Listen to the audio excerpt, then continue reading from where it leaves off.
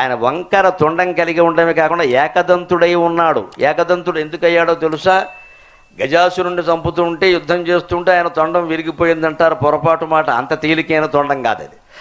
గజాసురుడు ఎవడండి? గణపతి ముందు బోడి నిలబడతాడేమిటి అక్కడ? ఆయన గణపతి తొండం విరిగిపోవడానికి ఒక కారణం వాస్తవం, ఇంకోటి ఊహ. వాస్తవం ఏమిటి అంటే, వ్యాసుడు చెబుతూ ఉంటే, భారతం రాస్తూ ఉంటే మధ్యలో దంతం విరిగిపోయి, ఆ దంతం విరిగిపోతే వ్యాసుడు యొక్క నియమం ఏమిటంటే, నువ్వు ఎక్కడ ఆపకుండా రాయాలి. ఎందుకంటే 1700 శ్లోకాలు చెప్పాలి నేను, నీకు రెసిడెన్షియల్ కాలేజీ స్టూడెంట్ లాగా ఆదివారం ఉండదు, అమావాస్య ఉండదు, మొత్తం హోంవర్క్ అని చెప్పి అందుకని రాశాడు ఆయన. అలాగే మధ్యలో ఈ దంతం విరిగిపోతే అప్పటికప్పుడు దంతం వేరే ఏనుగు దంతం తెచ్చుకునే అవకాశం లేక, నాది ఏనుగు ముఖమే కదా, నాకు 2 దంతాలది కానీ పట్టమని ఓ దంతం లాగి మిగిలిన భారతం పూర్తి చేసేట. అంటే వినాయకుడు త్యాగమూర్తి, కర్తవ్యనిష్టకి ప్రతీక. కలం లేదని చదవడం ఆపేయలేదు, రాయడం ఆపేయలేదు, ఈ దంతం లాగేసి అందుకని గొప్పవాడు అయ్యాడు.